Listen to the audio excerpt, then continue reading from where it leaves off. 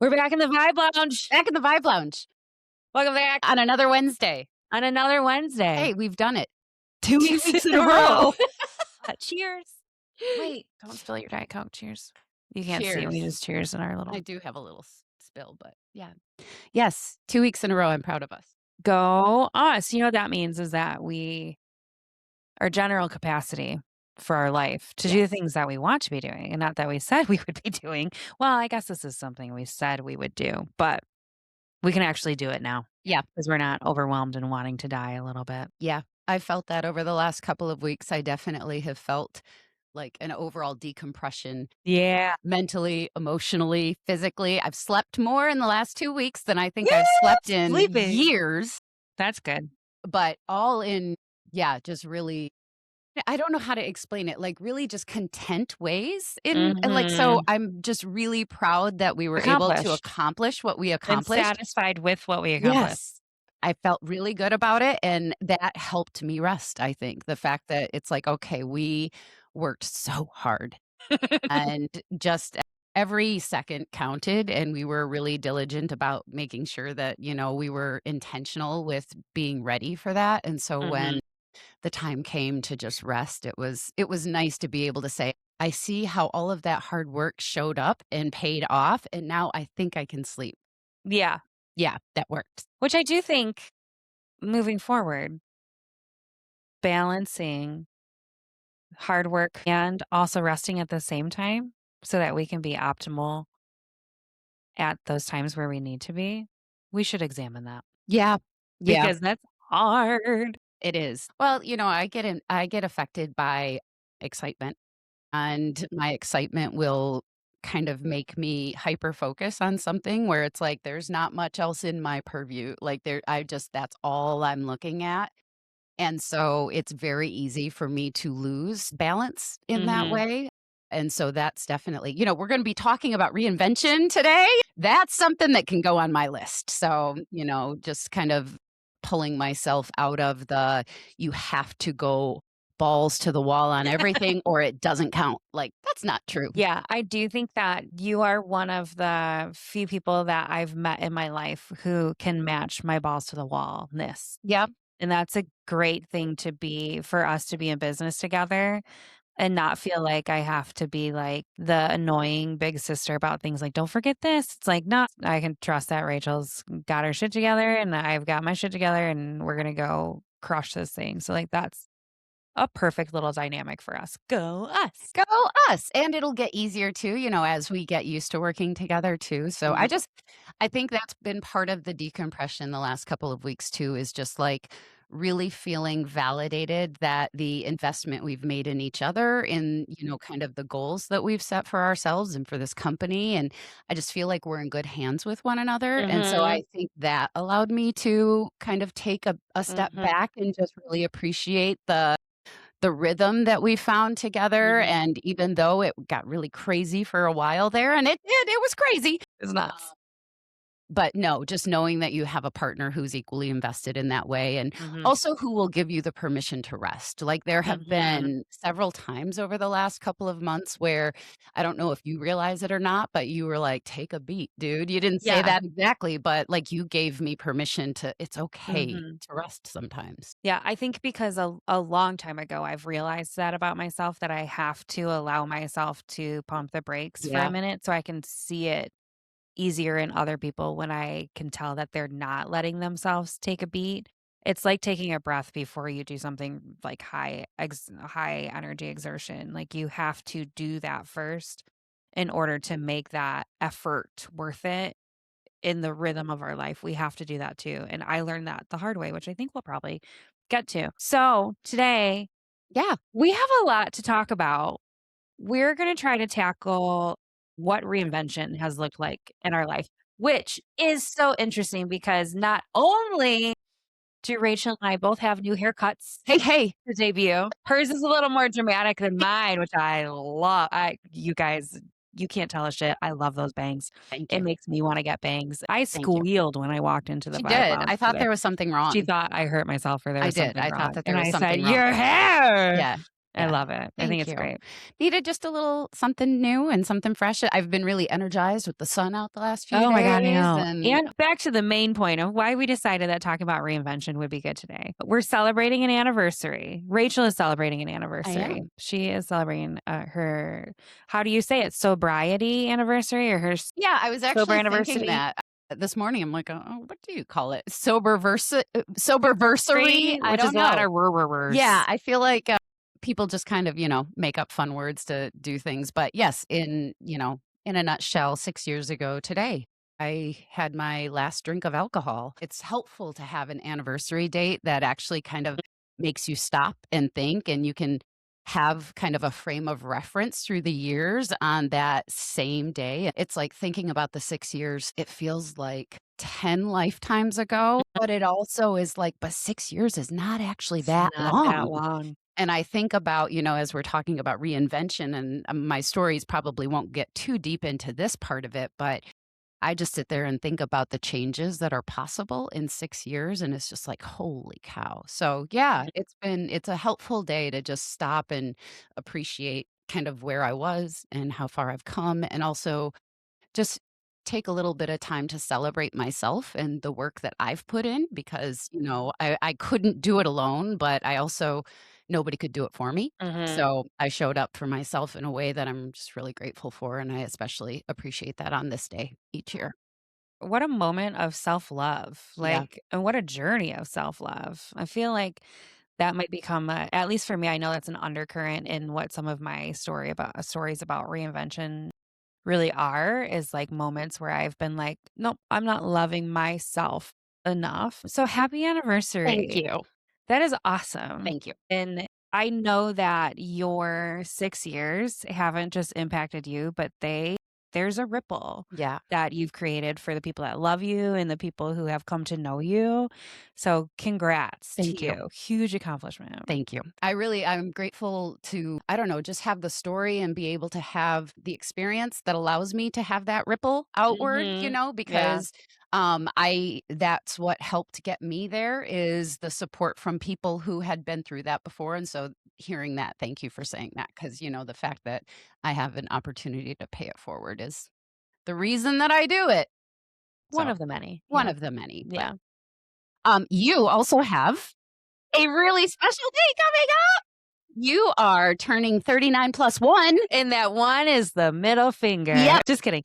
I am excited to be turning 40.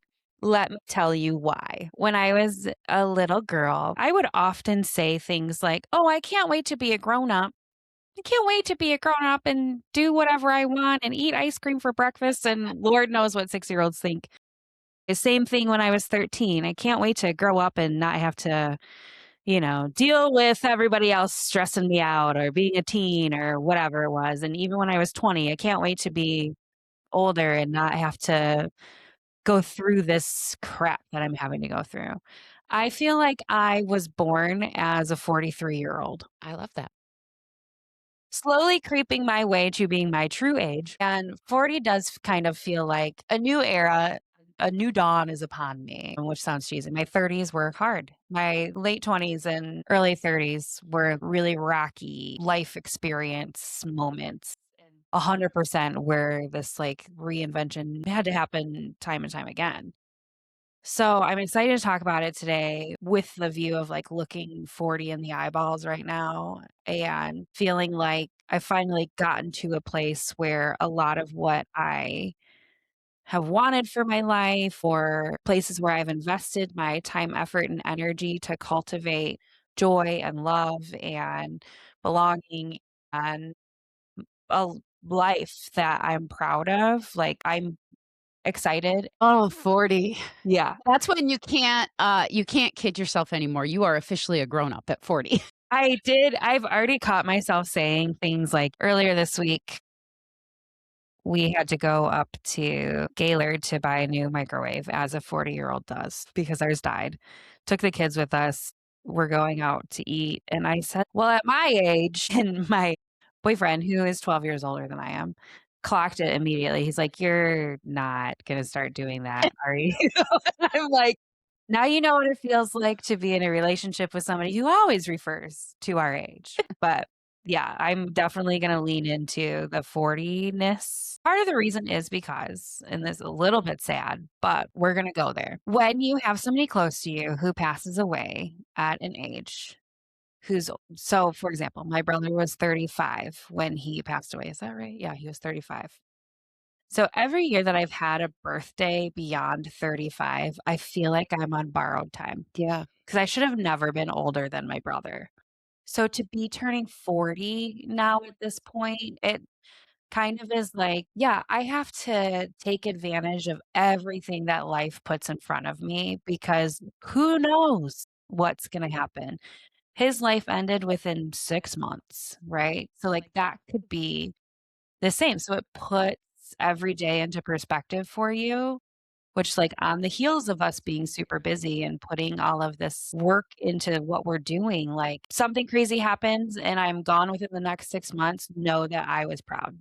Like, I did what I did. And so to be 40 and to have that perspective is very grounding and humbling and motivating to continue to push forward. Because if I can look back at the past 40 years and know what my impact has been, it makes me just as excited to, like, double down now. Oh, dude, the 40s is where it gets hot. Like, really, I'm not Yeah. kidding. I'm excited for you because turning 40 is a really it's an interesting milestone and it has more weight to it because of your experience with losing your brother. And thank you for sharing that because yeah, I can Mhm, appreciate how that feeling hits you in that way. mhm.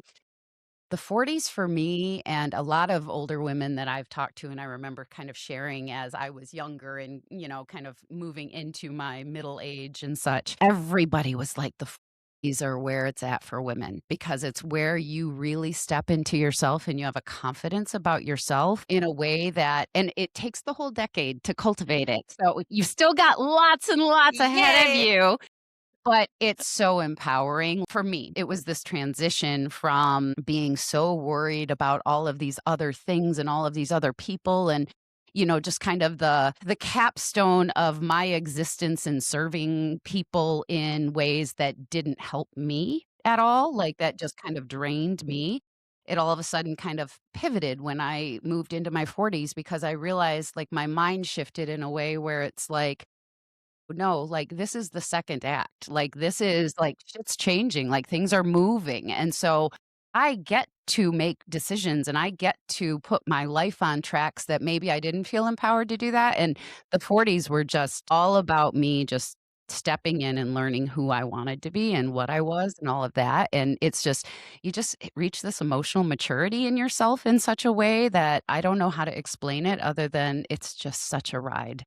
And I think it sets you up for the big 50 because that big 50, in my opinion, because 'cause I'm 50 right now, what it did is it was like I hit 50 and I'm like, "I just completed my training finally." Like, I've been training for 49 years, I didn't even know. And then, like, you just have this whole thing in life where your kids are finally at an age where they're kind of living their lives and starting to find their way. You're in this new place in life where it's you, the woman, in a Mhm, different way than you've ever experienced before. And then you have all of this emotional intelligence and you have all of this wisdom that you've collected along the way. And that's when it's like, okay, shit's about to get real. I've got things to do. You can either get on the train or get the hell out of my way because I see what needs to happen and I'm 50. Bitch, I'm 50. Get out of my way. I love that okay, well, can't wait for that moment. Congratulations. 40 is a Thank big you. deal, and I'm glad that I'm glad you're at a point in your life where you can stop and just kind of take that breath and look around and appreciate what you've built for yourself, It's so very exciting. lovely. Very exciting for me. Yeah, good. I don't know about the poor souls around me because I'm I'm gonna sure. start really milking it. Yeah, Oh, yeah. have at it. Oh, yeah. Anything that I can do to make my kids cringe these days, really, that's the camp I'm in. I get it. I get it. So today we are talking about reinvention. And what I thought might be interesting is to explore something that we've kind of made it through to the other side and Mhm. like kind of what started that, how did we navigate that, and then kind of what did we learn from it. And I'm curious what comes to mind if I prompt you with that. If I say, what's a way that you reinvented yourself? Like what pops to mind? So you have heard me tell this story twice now. And if anybody's come to our women's empowerment brunch in September 2025 or to our women's empowerment summit in February of 2026, just last month, you've heard me talk about a point in my life where in therapy, I had a therapist who coined this term called the Jill suit, which was a point in my life where I was waking up, getting out of bed as real Jill, and every single day would put on this suit, proverbial suit that was built from other people's expectations. And that served me for a few years because that was a survival tactic. But after I lost my brother and my marriage was coming apart, understanding that because I was putting on this front for so many years, I had lost myself in that and didn't know how to Jill anymore. And so we separated in 2018. Our divorce was finalized. I really think it was August of 2021, but that's because we went through COVID and had to do like Zoom court and everything. And it was kind of a clusterfuck to figure out that whole part of divorcing with the court system. But then living through COVID and realizing that, like, I don't even know for sure what my favorite dinner is. Mm. I don't even know who my favorite bands are except for the ones I loved in college. I don't know how I like to spend a Tuesday afternoon alone. Like, all of those little things that I just didn't know about myself, and to, like, think about moving into the next phase of my life where I would start dating again or being in a relationship with somebody and having to have the foundation of myself. I was at a loss and really was grasping at anything that would come along and seem to bring joy. Part of what that became for me was that if people connected with me and I thought they were funny and interesting, they were automatically my best friends. So like everybody was my best friend. And so I kind of had taken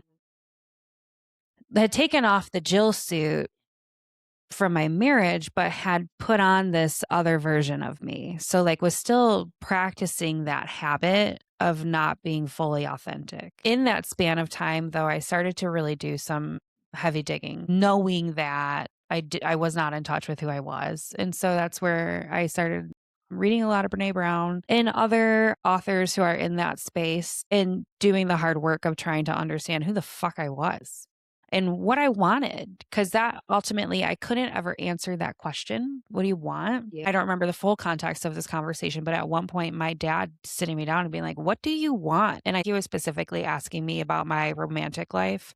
What do you want?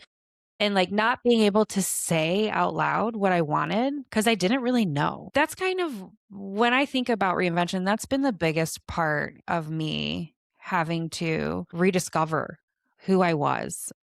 It was a lot of reading, Yeah. and it was a lot of listening to podcasts, and it was a lot of journaling and just trying to get back in touch with who Jill was underneath all the other survival instincts that I had developed and could shed at that point. Do you have a moment that comes to mind where you were like, I just did things differently?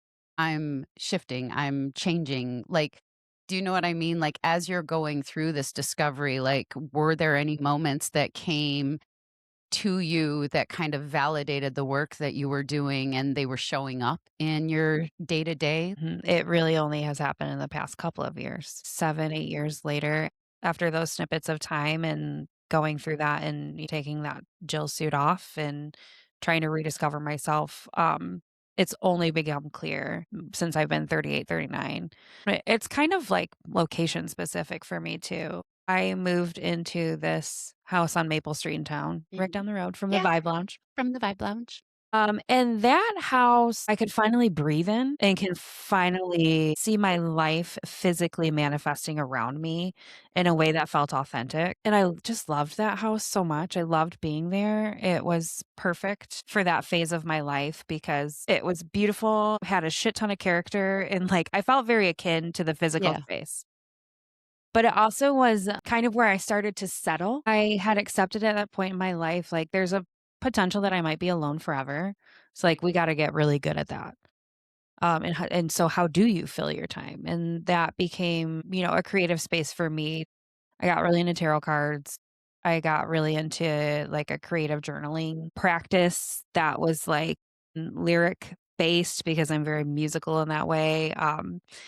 Where if I'm listening to a song and I really resonate with it, I'm taking a sheet out of my journal and I'm writing the lyrics and making them really pretty and creative. Like having that creative outlet was really powerful for me. But then I'm also spending time in that journal reflecting about like what it means and what I'm thinking about. I did a lot of that in that house. It was also a time where I kind of got really serious isn't quite the right word, but intentional about my friendships and who I'm keeping in my circle. Post divorce, there was a lot of reconfiguring that happened, partially because when you're couples friends, Yeah. you kind of have to figure out, okay, who gets Who who gets and custody? who gets custody. Intentionally started building serious, especially female friendships where have you heard the term fridge friends? Uh, no, A fridge friend is but somebody I just tried to define what it is. So tell me what it is, and I'll see if I was A close. fridge friend is a friend that can come into your house and go straight to your fridge and they don't miss a beat. Like it's not a weird, awkward, "Hi, do you want a cup? Right. Hi, do you need a snack? Hey, I have these chips out." It's like they know your nitty-gritty day to day. And after some turbulence in trying to find those people, I was able to find a little sisterhood, and my house became part of our home base. It was a place that people often would come and go, and it also started to become a place where my son's friends could come and go, and I really wanted to have their friends comfortable at our house and, know that even if the boys aren't home, I can still be a safe place for them if they need it. It was so close to the schools, and everybody knew where Jonas and Max lived. It was like a song. They would sing songs to them, like, I wish I could sing it. It was like Jonas and Max and the never mind, I have no idea. But, like, their friends would sing songs about where we lived, so Well, that's pretty special. You got yeah, a song out of it. So I think mission I accomplished. think I don't think it was one particular moment. I think it was a lot of little glimmers Yeah. is what I was referring to them as of these like, "Oh, I'm in alignment finally with things that bring me joy and that I want to have in my life." And the more that I saw those, the more they would multiply. And just taking a minute to appreciate that and feel gratitude because I knew what it was like to not have that and to have to force everything. What's your favorite thing that you discovered about yourself? That's a great question, Rachel. There was a point in time where I thought that social Jill was a version of me that I had created. Meaning, and we talked a little bit about this in our last podcast episode about our journeys with alcohol. There's a point in time where I thought that Jill, in a social circumstance where she is bubbly and funny and charming, was not actually me. Realizing that that actually is me and that she's accessible even without alcohol in the dynamic, I really love that version of me when I'm not performing. Yeah. And when I can authentically be in connection with people and, like, just literally be in cahoots, like, a little mischievous, a little cheeky. I love to Mhm. be a little cheeky. I don't always have to be, super deep waters, Jill, because I one thing that I haven't acknowledged at all is that I'm a Pisces. So that the word reinvention really is like the theme of my life. I am always every minute thinking about how to maneuver around obstacles, and that's simple for me. So I think that's part of the reason why this conversation is challenging because it's like I haven't ever not been reinventing myself. Yeah. It's interesting that you say that because that's a very similar thought that I had when I was Really? thinking about this. It's like, I think a more challenging question would have been tell me about a time when you weren't reinventing yourself. I'm a big believer in self awareness. I'm a big believer in if you want to make change, you have to act, you have to apply new learning, you have to do things. And so I'm constantly in this iterative mode in my own life as far as like what do I want to change? What do I want to learn? But when I was thinking about this reinvention thing, it dawned on me it's like there are so many different ways that I've worked to reinvent myself. The one that came to mind and I thought, okay, this is one that I could pull on a little bit is when I worked over at the hospital here in town. That was the first job that I had when I moved to Grayling. Mhm. And I hired in as a contingent person and worked my way into a management role over in the doctor's office relatively quickly and had an amazing group of mentors and people around me who just really leaned into me and taught me all of these things. So my confidence really soared. I really felt like I was having a strong impact. And then the rug got pulled out from under me and I was let go from the hospital. Really? I And didn't s know that. After 10 years. And it was within about a year of my divorce. And so Holy fuck. yeah, not only had I gone from leaving a marriage of something that I was in a relationship since I was 19 years old, and that was bringing its own reinvention challenges in and of Mhm. itself, but then all of a sudden I had this professional person who I had really kind of anchored myself in because in my marriage, many of the things that you said, like I didn't know my favorite band or I didn't know my favorite this, like same. I had no idea. But the professional side of me, I You could owned. anchor into. Yes, I knew who she was and I could be empowered by her and I trusted her in a way that I didn't trust my personal self in my own marriage because I didn't know how to navigate those relationships, but at work I was on fire, like I Yeah. was killing it. And so when that happened I mean it just grinded everything in me about me to a halt, you know? I internalized that act as something very, very personal. It impacted me in a way that I think I'll carry the rest of my life, quite honestly. I think I'm through most of it at this point because hindsight is 2020, obviously, and, you know, I can appreciate the journey that that put me on and such, but at that time, I have never been so unsure or lost about who I was, what I needed, what I wanted to be. Thinking about it now, it was the universe kind of shoving me into action and Yeah. change and I reinvention. was 100% going to say, like, what a universal Yeah. break pull. Yep. Wow. And it took me probably longer, to learn the lesson and to learn, you know, than I wish that it would've, but that's when I really started using alcohol a lot during that time too. Like, I was using it already, but it continued, like, that was another opportunity for me to just numb, and because I didn't know, I didn't trust myself, and there was all sorts of stuff, and so anyhow, going through that, that's when I transitioned to being a remote employee and working from home for a company. And so I have always been somebody who has been able to engage with energy in a room and moving from being in an office setting, in meetings with humans, in situations where my opinion was asked for and I had context because I'm observing and I'm seeing everything that's happening. And the company that I worked for was a healthcare company out of Dallas. And so it wasn't even like I could go into the office a couple of days a week or I could go and do my training there or anything. I had to figure out how to take this really insecure woman who I had turned into because I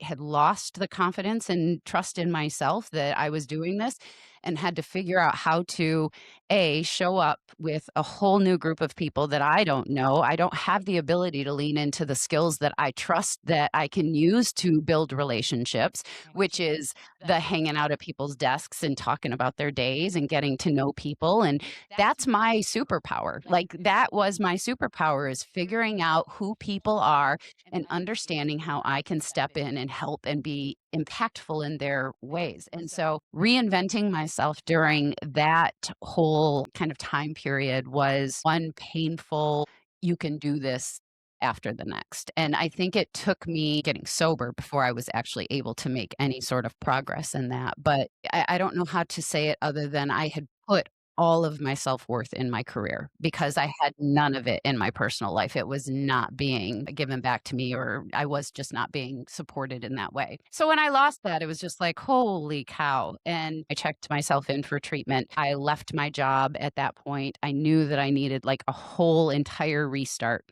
So when I came out of treatment, Pin. yeah, Holy shit. Like, we did just talk about checking into treatment, but I didn't realize that was your full landscape. it was a lot.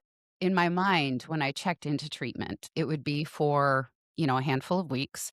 And then when I got out, I told myself I wanted to go back into an office setting. I knew I needed people. I knew I needed connection. I knew that I wasn't gonna be able to find myself again if I didn't reroute myself in people. Well, COVID changed everything, because that's when that happened. So everything was shut down. People were being laid off. I mean, it was just like, so there was no plan. The only plan that I could forge through like my own drunken haze is I can do this and then I'll find a job out there. Then all of that was gone. And so that's when I was like, all right, well, let's really figure out who the hell I am. Yeah, because I feel like at that point you had no other choice. No, You none. had no other choice. Like Nope. the literally the universe ripped your Rachel suit right off and Absolutely. your underpinnings. Like Turned it, turned it and then also is like inside out, also set it on go put fire. your hair in a ponytail and wash your face like Yeah. with COVID. Like there that was a triple decker shit sandwich. Yep. Yep. Holy fuck, dude. Yeah, it was a lot. But what it did is it allowed me to reconnect with my creativity. Okay, that is what I ultimately wanted to ask you is like what was it. We're in the nitty-gritty. Yep. You're working on sobriety, right? You go through that treatment, they give you some more tools, but Yep. then when Rachel comes home and has this work to do, what did your work look like for you? My initial work looked like just trying to fill each minute with something other than alcohol. And I didn't know how to do that because I hadn't taken any time to get to know what I like to do. I knew I like to drink wine. That's what I like to do. When I got home and everything was shut down, I started working on home projects, which I was terrible at, but I tried. I still see some house things that I painted that I'm like, oh, that's bad. I should really redo that. But what I had to do is I had to tell myself and teach myself and train myself and give myself evidence that it's okay to not be perfect at everything. And so that was just, you know what? That's what you're going to work on right now, Rachel. There's no way to predict what the world is going to be like. There's no bar to go hang and sit in. I didn't want to even, so I wasn't drawn to do that, but I also did not know what to do with myself. And so in my mind, it was create, just try to start doing something with your hands because that was a part of me that I hadn't explored much in my adult years. Like I was creative in my childhood, but then adult me was office Rachel, it was manager Rachel, it was schedules and this and all sorts of stuff. And so to have an opportunity, I thought I might not ever have this opportunity again because eventually I figured I'd have to find another job. So I took painting class like Mhm. through a Zoom, and that's when I painted, it was the first time I did with acrylic paints, and I'm not great, by the way, like, not I don't wanna oversell myself, but what it did is it was just like, "Wow, that wasn't as awful as I thought it would be." Meaning, like, the outcome, like, my painting, it's like, "Oh," I immediately thought I would be terrible at it, it would be awful, but it was something that would keep my mind off drinking for a couple of hours, and then when I saw the end of it and it was like, "Oh, okay. Well, I enjoyed that. It actually looks halfway decent, like, I'm gonna do more of that." Similar to when I was working at the hospital and I found this group of people who encouraged me and kind of validated my intelligence or my abilities or my skills or whatnot. With the creative side of this stuff at home, I was learning how to validate that for myself. And that was like a game changer for me. That's when I started to realize that, okay, I do get to have an impact on who I am. I am not the person that some random person who worked with me for 6 months decided that I didn't deserve a job anymore. Like, that's not who I am. And so, pulling that power back in and then using that creative spark that I was able to find, and that just shifted me in a way where I started to realize that the power that I had given away for so many years to other people to tell me if I'm doing good or bad or the right or the wrong thing, all of that was exactly what was driving me crazy and forcing me to be basically to betray myself and who I was. And so through that time, and I do think that all of that shit happened for a reason. It was so much all at once that it was like, it was absolutely, I am going to blow everything up in your life and I'm going to let you rebuild it. That's some life contract Yeah. shit. Yeah. Yeah. Yeah. Wow. And then to your point, it was putting one foot in front of the other, and it was seeing small little glimpses of, "That feels a little bit different." Yeah, like, "Wow, okay, I handled that differently." I didn't personalize or internalize that critique, and so Mhm. just seeing those types of things helped position me back and get me ready for when I went back into the professional world, because that was another part of that whole reinvention, because then I had to figure out who I was in corporate America all over again. So the creative side was great and I was finding myself, but that was different than processing and dealing with the emotions that came from that professional situation. That's when moving into handcrafted, because that was the job that I took right out after all of that happened. That was another one of those moments where it's like I saw the universe is at work now. This is not me. Okay, so the universe just plucked out these random 8 people in the world, that some of the smartest and most interesting people I've ever had the pleasure of knowing, and decided that I somehow needed to be a part of this group. So I guess I'm just gonna set everything down and just learn everything that I can. Self-doubt got in my way a lot, but that was the opportunity and that was the experience that was given to me for me to work through that, and I worked through it all the way to the point where I ended up owning the company. As that was winding down, it's what led to the confidence that allowed us to do HGC, like the belief in myself. I was able to find myself again through that whole experience of trying so hard to be everything that everybody wanted me to be, working so hard to do that, only to have somebody just rip it Yeah. all away. And that's when I was like, "Oh, no more." Let me ask you a question then. Like that premise of being on top of the world and then having the rug pulled out is traumatizing. And I don't know about you, but there have been moments in this reinvention that I've referred to of just waiting for that rug to get pulled again. How do you combat that? Or is it something that you still wrestle with? Yeah, for sure. I don't know if I combat it necessarily. It's something that's always in the back of my mind, but what it made me do is it made me hyper independent. And probably it was probably a pendulum swing too far. I'm still waiting for it to center a little bit, but what it did is it put me in a mindset that nobody will ever have the ability to hurt me in that way again. It made me dive headfirst into buying my own house, taking care of all of this stuff, like the business stuff. Like even when I was leaving handcrafted, it was like, shit, here we go again. I don't want to go back out into the business world and again be at the mercy of other people. And so, what it's done is it's made me really just say, I want to be in control of my own destiny. I want to be in control of my own life. I don't want to hand that over to other people anymore. And so, in good ways and bad ways, it's Sure. shown up is as an extreme hyper independence. And again, I don't think it's mitigated the fear. Like the fear is always there. Like, especially in what's going on in the world today, it's like you're constantly in just this, Hypervigilance. yeah, you just don't know what's gonna happen, but, what I've been able to develop through all of this is a trust in myself. Mhm. I did not trust myself, and that's probably one of the things that really has, revealed itself to me in the most profound ways is that at the end of the day, I can trust myself. And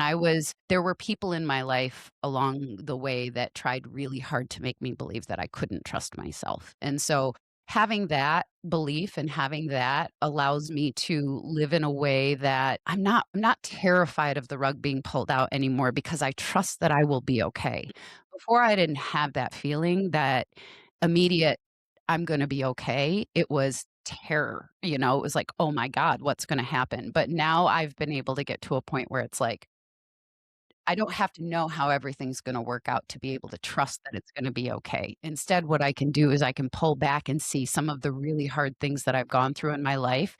I've gotten through them, and so just that, I can try to take the lesson that no matter what, everything's gonna be okay. And, maybe that's just me telling myself a story to not be rocked so I don't hard. think so. I don't think it's a story. I think it's a fact. Well, and I think it's showing up for me now in a way with everything that's happening professionally and all of that. I don't feel scared right now. So, as an example, when I lost my job, there was this instinct that I had to act and jump and find something immediately. Like, there was this drive that it didn't matter. I had to jump at the first thing that became available to me. Whereas, like, now in my life, I'm like, no, I actually don't feel the need to rush and find something. I feel, and thankfully, I'm in a situation where have the ability to wait, but also to be able to have the emotional awareness where it's like, maybe instead of being the rabbit, this time you can be the tortoise for a while and just, like, kind of slow your roll and let whatever is meant to be reveal itself, because as I mentioned earlier, where it's like when I was going into my 40s and I'm like, "It's the 2nd act, blah, blah, blah." Well, I'm heading into the 3rd act, and so it's like to be able to find myself in this situation where it's like, "All right, let me just see what the universe wants me to do instead of trying to control everything and instead of trying to figure it all out." So that's where I'm at. Interesting. It's not that the rug won't be pulled out. It's not that I'm not scared of it. It's not that I know what I'm gonna do if and when it happens, but I've a developed trust in myself that. Yeah. One of my favorite things to say when shit starts to hit the fan is that I've lived through worse. And that really does help me anchor myself in myself. It's like I know that I have lived through worse things simultaneously, back to back to back to back, that it kind of puts frustration into perspective for me in that sense of like, yeah, this isn't going to matter in 5 days, 5 weeks, 5 months. I can do this hard thing that I'm looking at because I know that I have lived through much harder things. One question that this does leave me with that I want us to unpack is I know that in my journey of reinvention that I had to acclimate myself to what rage felt like.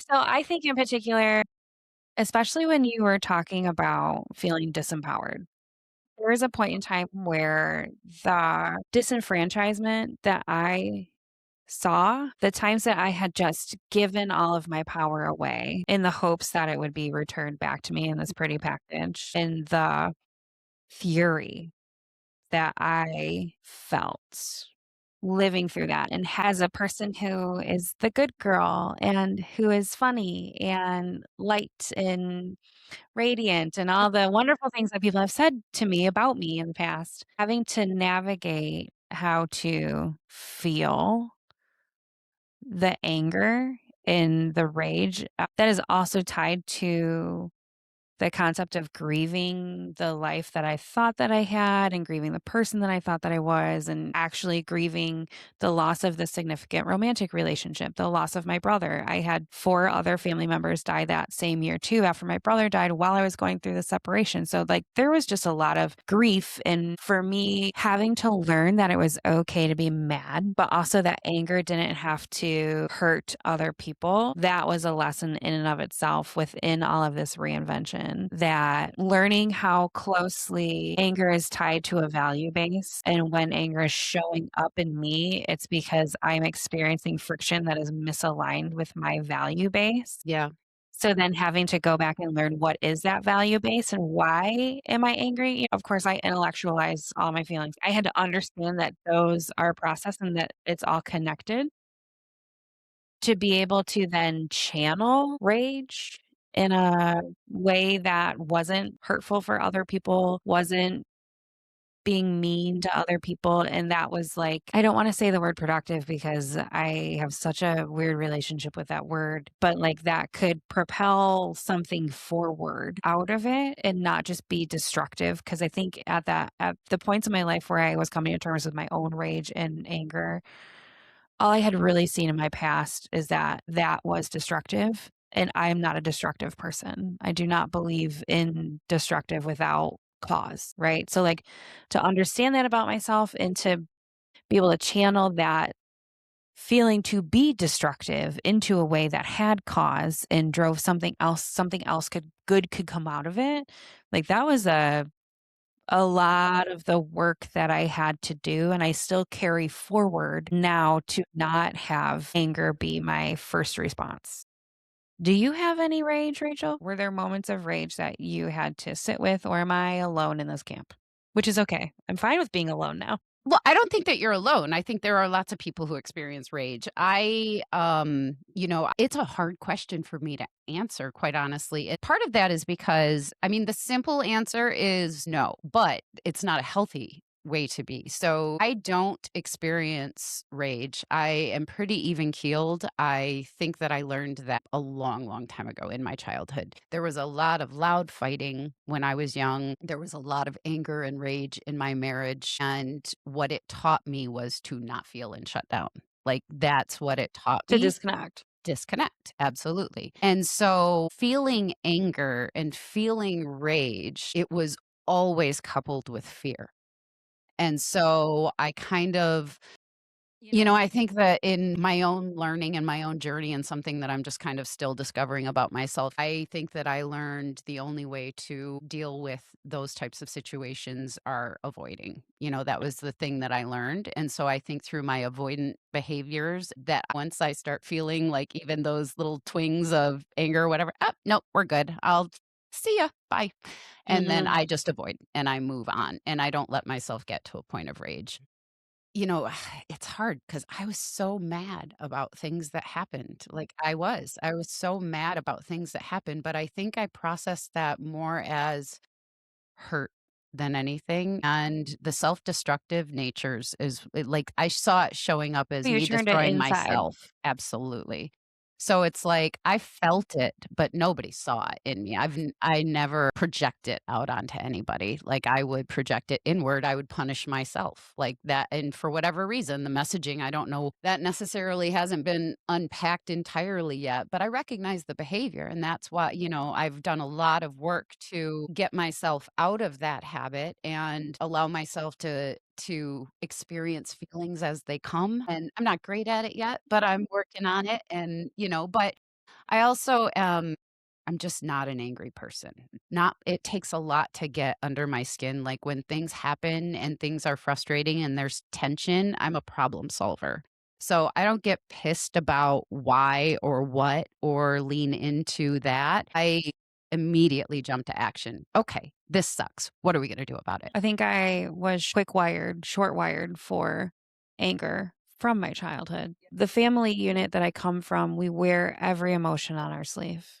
You know exactly how we feel all the time. And so it's a tricky situation to navigate for me because sometimes I go right back into that. I love the super passionate side of me. Like that is part and parcel of how I cultivate belonging in my life is that you will know how I feel about things. I've had to learn how to actually communicate it better. One of the things that I'm working on now, I guess, in the land of reinvention is I recognize that my hot wire, as I would call it, or that passionate part of me who is always fully expressive in every emotion I'm feeling, that I wasn't actually communicating.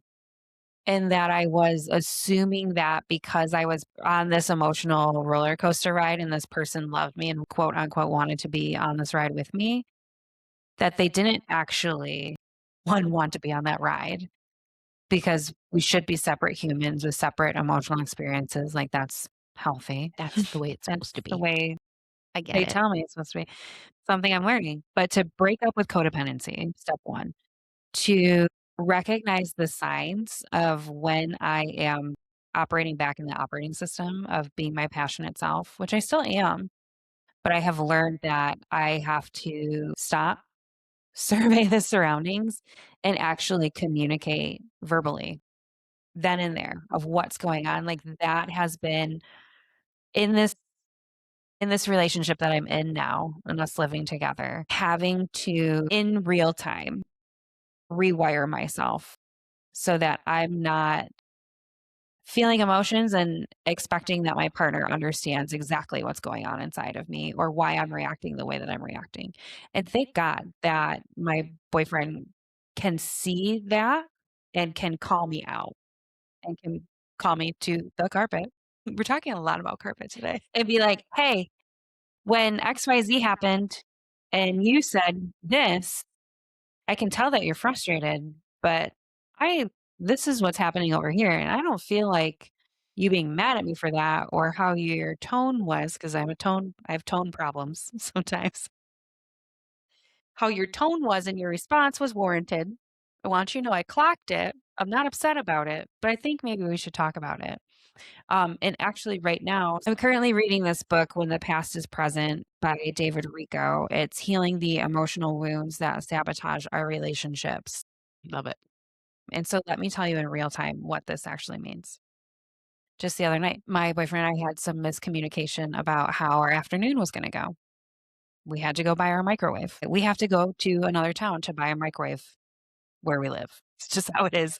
We knew we were going up to Gaylord. We had talked about taking the boys with us, make them suffer through microwave shopping, and then we'll reward them with Culvers, right? And in my head, that meant after school, I'm collecting said children. We're all the three of us are driving up to Gaylord, and we're going to meet my boyfriend at one of the two locations, either the home goods store or the restaurant. And as I'm going to pick up one of my children from whatever after school activity he was doing, my boyfriend rolls up in the driveway. That's not the plan. And that derailed me. I got upset. My tone shifted. I was real sassy. He's like, "Why are you mad at me for coming home?" And I had to, with some of the tools that I've learned in David Rico's book, I had to say, I'm reacting this way, not to the situation that's happening in front of us, but to to situations that Jill was hyper vigilant about 10 years ago, Mhm. because I felt like in my past, if we miscommunicated like that, I was going to pay the consequences. Yeah. I was going to be the one whose fault it was. Yeah. And had just assumed that our night was gonna go such a way or something was gonna happen a certain way, and then when it didn't, I was made to feel bad about that and just went back into that protective shell. Sure. So now in this, like, new phase of my life, to say that, 1, to recognize that that happened, huge. Jill, 5 years ago, couldn't even see that. But to be able to then say to my partner out loud without fear, like, "This is what's happening. Like, I'm not actually mad at you. This is fine. Like, it doesn't change anything. Like, we're all gonna drive up to Gateway together. We're still gonna get the microwave. We're still gonna have Culver's, Right.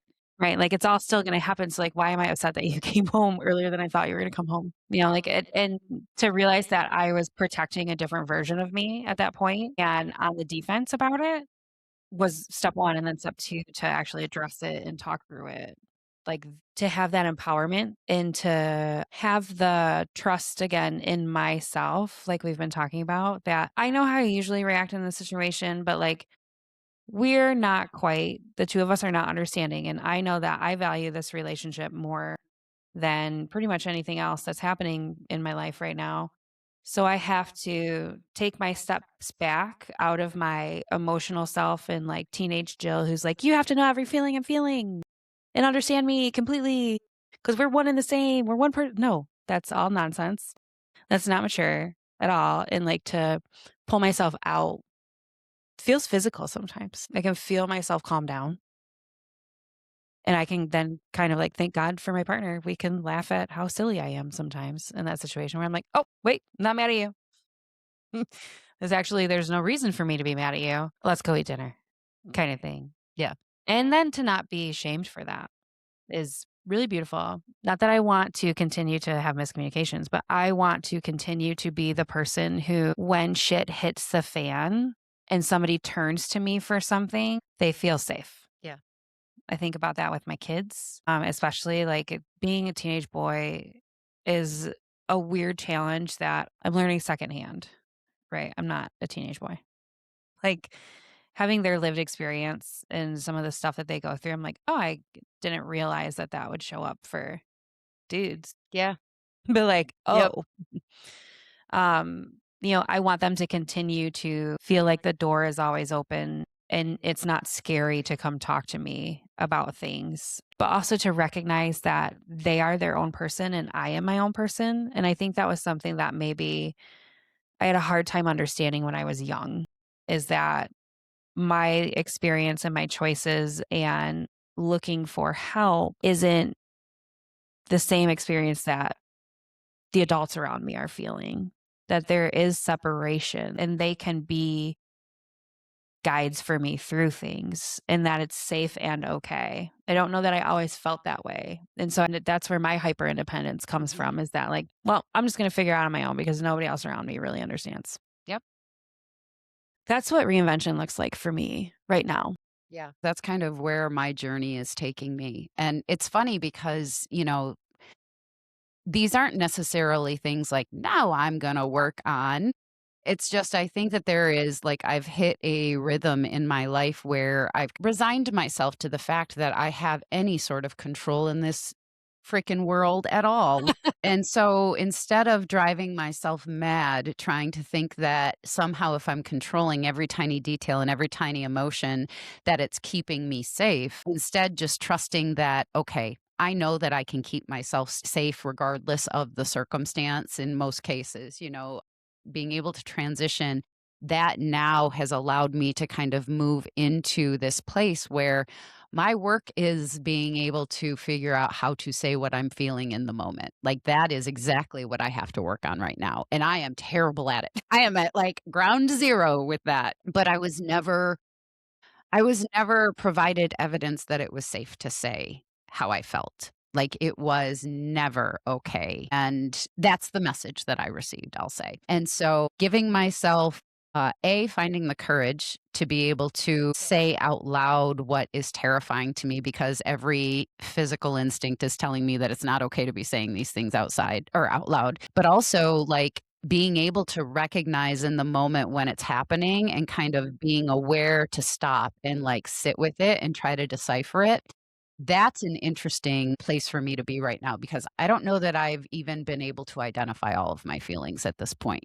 And so that's kind of where my reinvention is coming from, where it's I want to reinvent myself in a way where I no longer feel like I have to sit in the safe zone to stay safe, that I can step out of the safe zone, that I can experience the highs and the lows, the feelings, that I can actually share those and not be worried that it's going to result in somebody rejecting me or invalidating me or because I've reclaimed my power.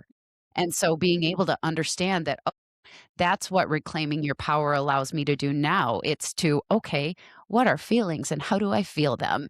And it's been an interesting experience for me because I was trained that my feelings were not relevant in any given situation, that I was there to navigate and make sure everybody else's feelings were regulated.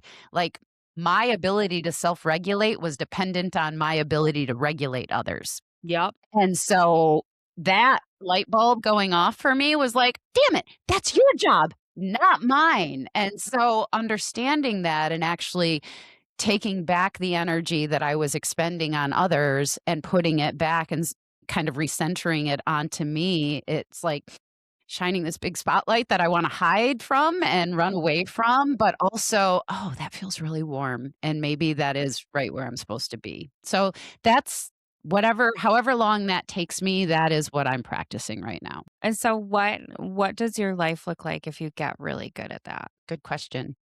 I don't know if it's what my life looks like, but I think what it results in is an emotionally regulated nervous system, which is not something that I've ever had in my life. Hmm. And so I think what my life becomes at that point is less fear of what others are going to think or what others are or how others are going to respond and understanding that it's safe to just do what's okay for me and it's safe to breathe and just like it's safe to say no.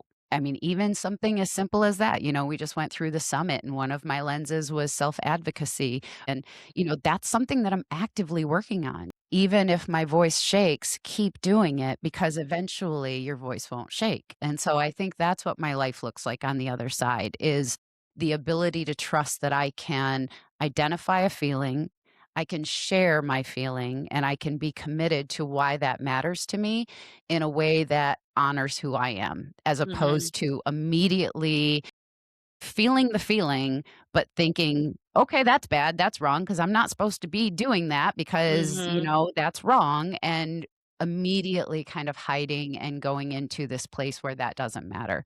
Like interrupting that automatic behavior is what I hope my life looks like on the other side of Mhm. this.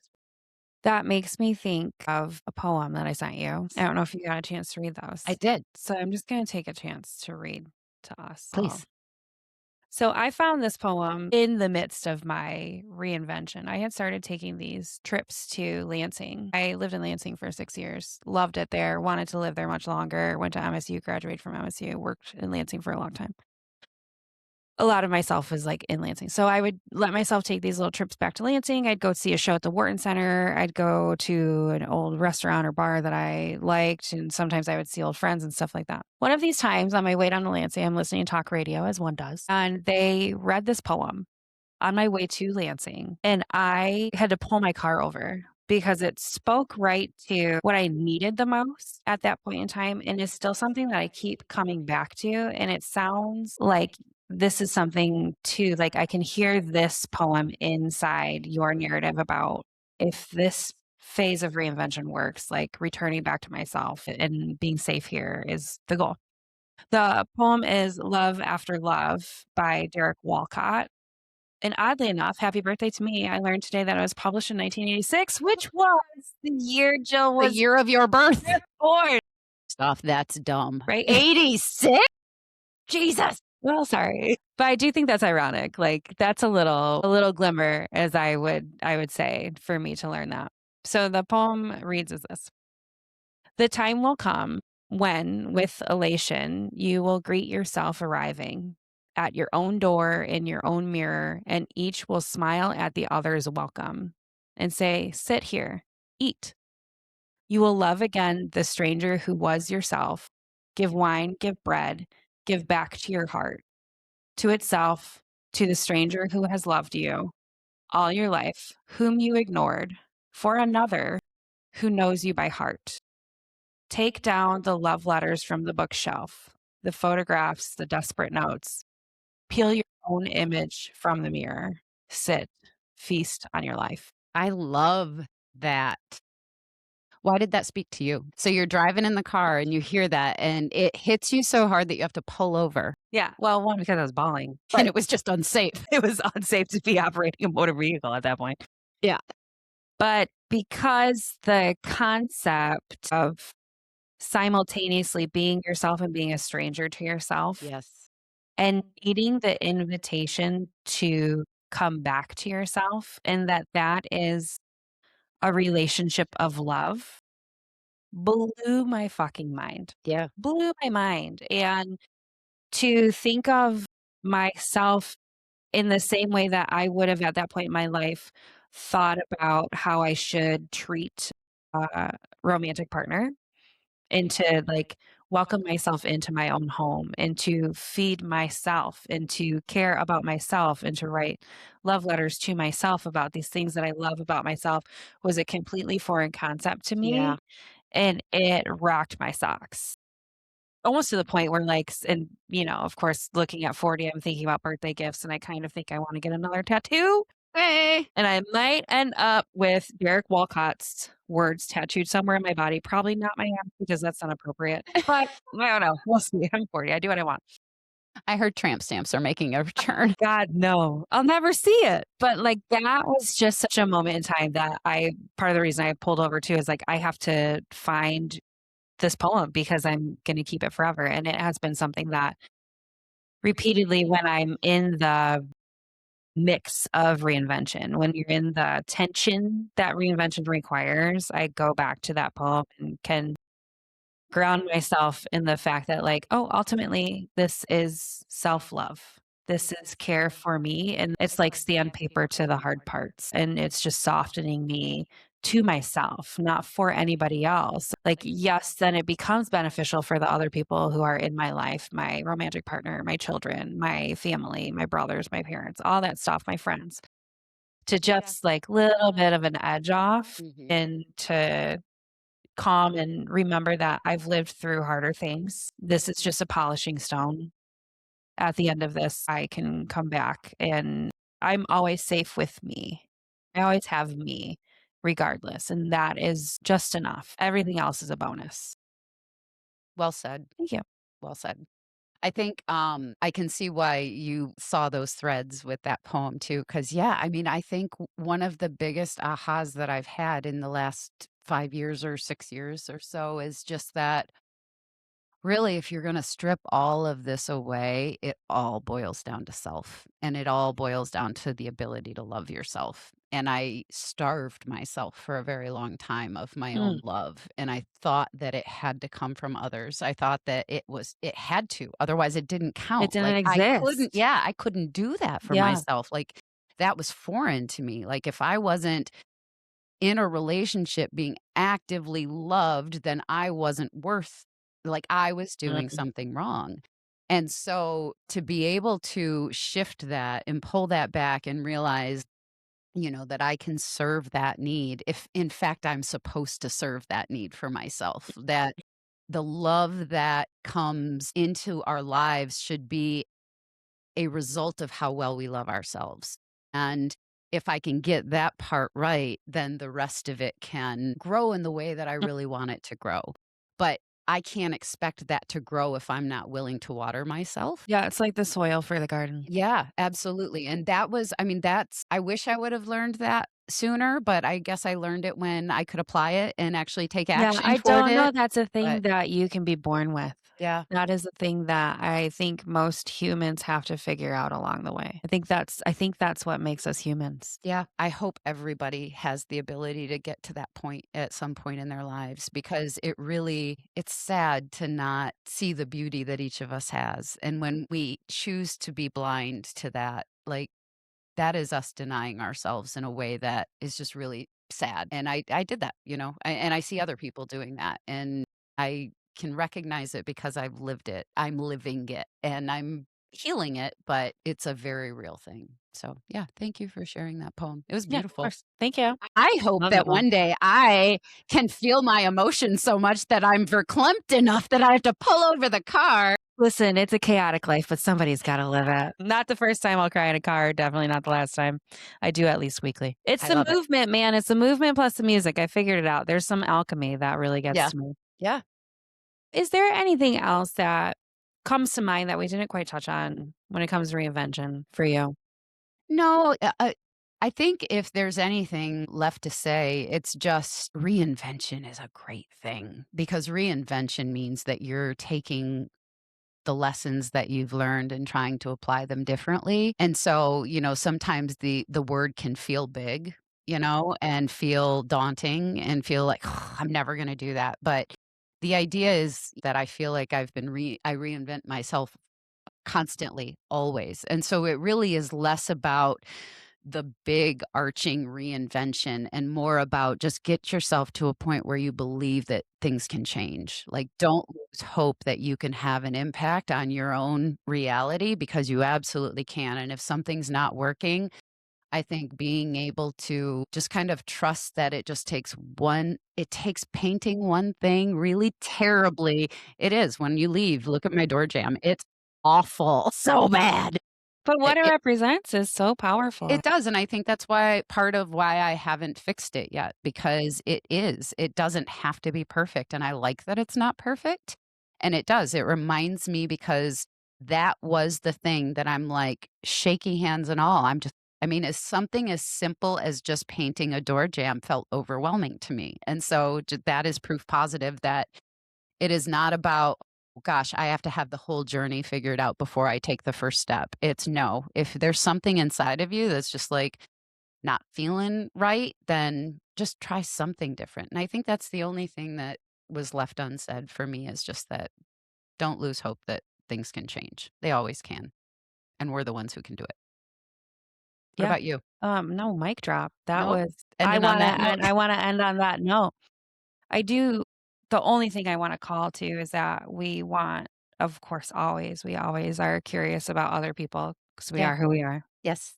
Doing what we're doing because we're curious about people is invite some other people's stories Yeah. into what we're talking about. We have 2 prompts in particular. Prompt numero uno, what's one version of yourself you've already survived leaving behind? Prompt number 2, what's asking to be reinvented in your life right now? And what's one honest step towards it? Think about those things for yourselves in your own lives. Comment send us messages.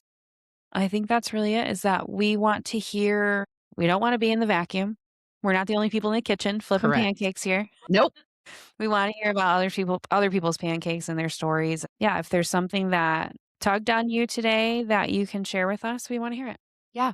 And if anything, if it's not something that people wanna share yet, use the prompts and do some journaling to yourself, Yeah, but when journal the you're shit out ready of that. yeah, when you're ready to share, send it to us. We wanna hear other people's stories and, we wanna learn from you guys too. With that, catch you on the flip, Rach. Catch you on the flip.